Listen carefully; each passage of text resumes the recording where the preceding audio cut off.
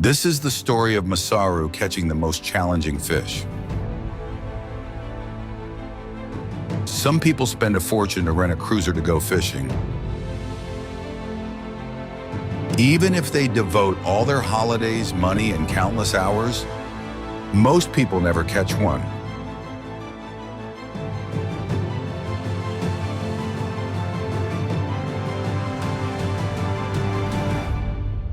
It is called the Quay. さて今日は正真正銘の最終日。今日の海は人がどうにか頑張れば入れるレベルに荒れております。しかしそういう日こそ魚の活性が一番高くなります。海がバシャつけばバシャつくだけ海中の酸素濃度は上がりますからね。しかし我々は魚ではありません。とにかく波に揺られますから消耗が著しく激しいです。目の前で泳いでいるのは梅色もどきとうまそうなイサキです。これだけ巨大な群れを見たのは私自身初めてでした。そしてなんと巨大なヒラマサの群れに囲まれました。全部だいたい1メーターから1メーター20センチはありますね。うわこれねつきたいんですけどもこれカメラで撮ってるから近づいてきてくれるんですけど、森を持った瞬間にね全然近づいてきてくれないんですよね。これカメラマンだから味わえる景色なんですよ。うわーつきてー。でもこのサイズはね手盛りで撮るのなかなかね難易度が高いんですよね。さてマサルはイサキが大好物ですから、もう動画とか関係なく晩ご飯用にイサキを狙いに行きます。水深は18メーターほどでしょうか。とりあえず海底に着底してイサキが寄ってくるのを待ちましょう。海底にも小魚がたくさんいますね。こんなに小魚がいることないですよ。なんかね小魚が多すぎて目の前がね見えないんですよ。近くにめっちゃ寄ってくるし。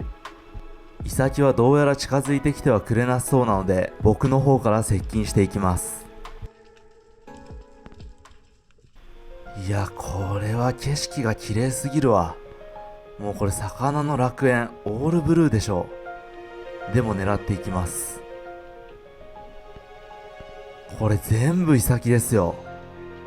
ヒット。スーパーでだいたい1匹800円ぐらいで売られてますけど優に1万匹はいそうでしたね。そして今日はねカタクチイワシなのかな。これ小魚もねたくさんいてすごかったです。とにかく魚が多い。さてヒラマサもかなり回っていることですし、とりあえず狙ってみることにします。基本的に魚って種類ごとにね大体同じ動きをするんですけども、魚つきって魚の動きの先を読んでつくんですね。なんですけどヒラマサはね僕まだ一度もついたことがなくて、まだね最適解が分かってない状態です。うわ人間だって言って好奇心で寄ってくる魚もいますし、もうめちゃめちゃ逃げていく魚もいるんで、逃げていく魚を爆速で追いかけてつくしかないよね。って感じです。来た来た来た来た。これは70センチぐらいか。そんなに大きくはないな。狙いに行くも逃げられてしまいました。いやあれはどうやってつくんだろうな。さすがに悔しくてねしばらく水面でへこんでました。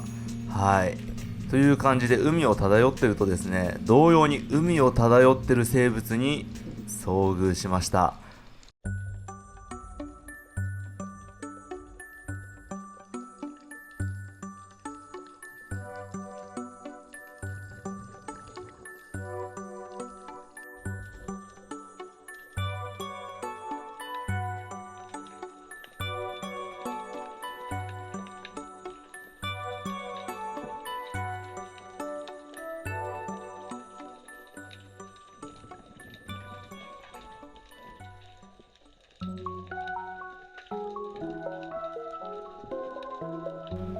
というわけで30秒黙っていたんですけども、実はこのクラゲねなんていうクラゲかわからなかったんですよね。クラゲってね同定が非常に難しいんですよ。皆さんわかる人いたらぜひ教えてください。越前クラゲに似てるかなとも思うんですけども若干違うんですよね。クラゲはですね傘の部分には毒がありませんから触っても全く問題ないんですけども、こんな感じでベタベタ触ってますと触手がいっぱい手につくんで、皆さん真似しないようにしましょうね。で、この時越前クラゲだと思って舐めてたんで、どうせ微毒だし痛くねえだろうって思ってたら、耳抜きの時めちゃくちゃ痛かったです。もう痛すぎた。さて、何やらマサルが潜り出しております。海底で力尽きかけているクラゲがいたので救助してみることにしました。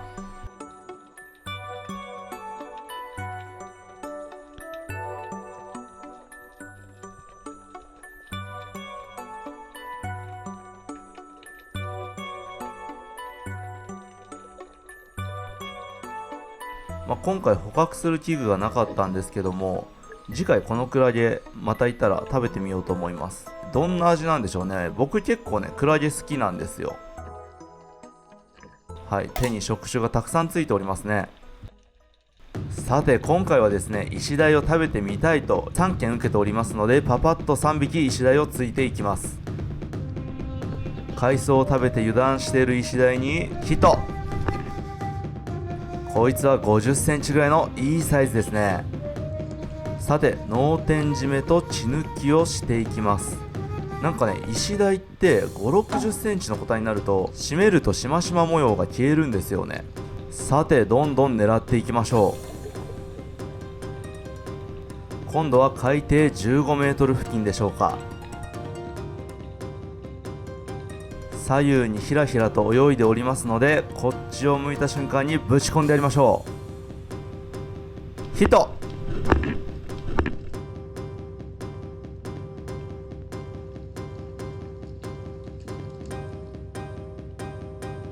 こちらも脳天締め血抜きをしていきます。で、やっぱり色が消えるんですよね。不思議ですよね。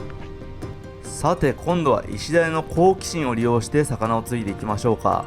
イシダイは好奇心が旺盛なんで、海底に人間がいると近づいてくるんですね。海底でひたすら息を止めさえすれば近づいてくるはずです。もうあとは待つだけ。これね、だいたいね5回に4回は来ないんですけどね。はい、来てくれイシダイ。ノルマが3匹なんだ。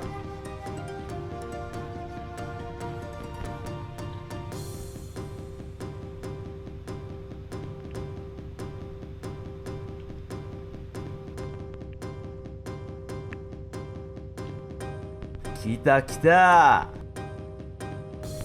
さて、泳いでいく先に森をセットしてヒット。こんな感じで作戦がはまると気持ちいいんですよね。このイシダイ一番でかいね。60センチはありますね。超でかい。さて、ノルマは達成できました。あとはクエだけです。この時点で午後2時ぐらいですね。残されたリミットは4時間です。徐々に焦りが出てきています。水深25メートルにすらいない。ならば30メーターを攻めてみようと、躍起になってしまっている時の映像です。もうこの深さね、結構ね、怖いですよ。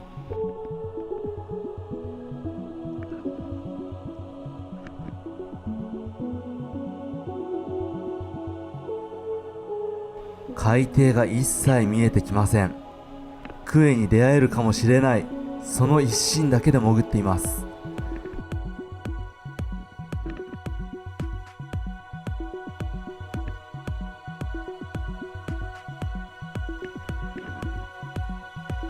と、ここで一旦水深を確認してみることに。22メーター。22メーターで海底が全く見えません。おそらく水深40メーターほどありそうです。くそー。どこにクエおるんや。いや、にしても海面が遠いですね。海底でクエがつけたとして回収するのはこの深さでは難しそうですね。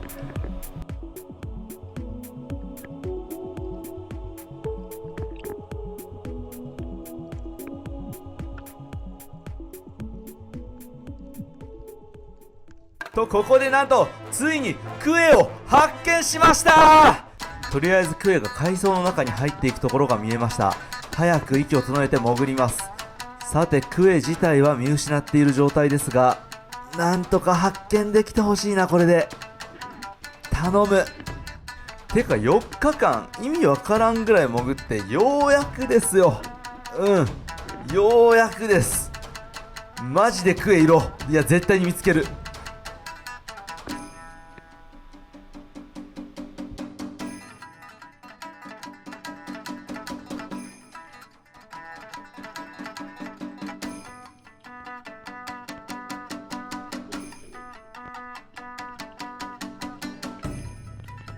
クエが入った階層は矢印の場所。ここでヒゲダイが登場。なんでお前やねん。いない。いやでも近くにいるはず。と後ろを向くとクエがいる。でもそっち向きはさすがにつけない。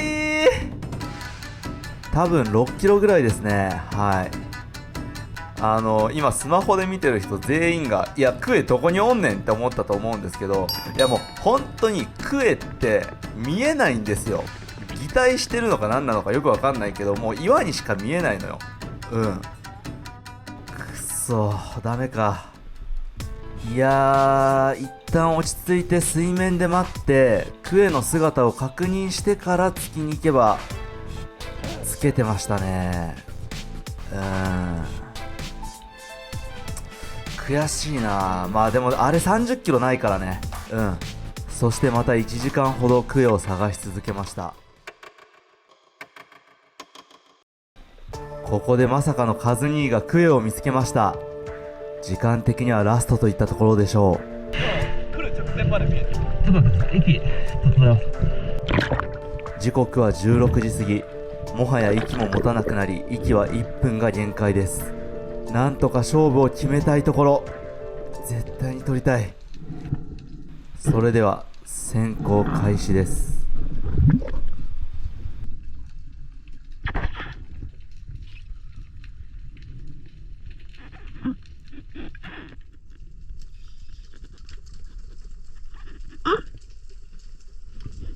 カズ兄が見つけたのはあの岩のあたりです。しかしクエの姿はいません。この時点でかなり息も苦しいですが、近くにいる可能性も考慮して息の持つ限り周りを探してみることにします。マジでいてくれ。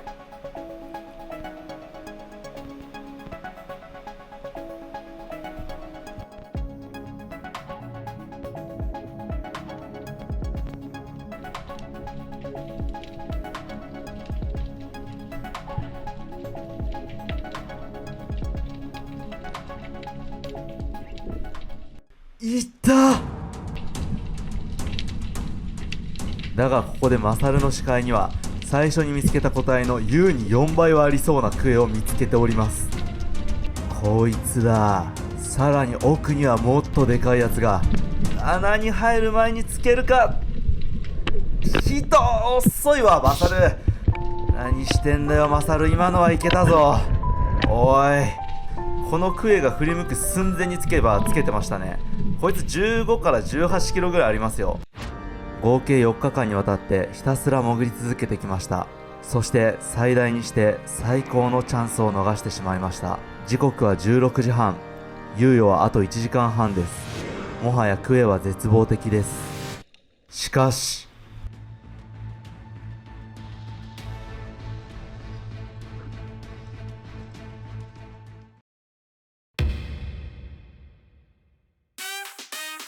腹減ったな。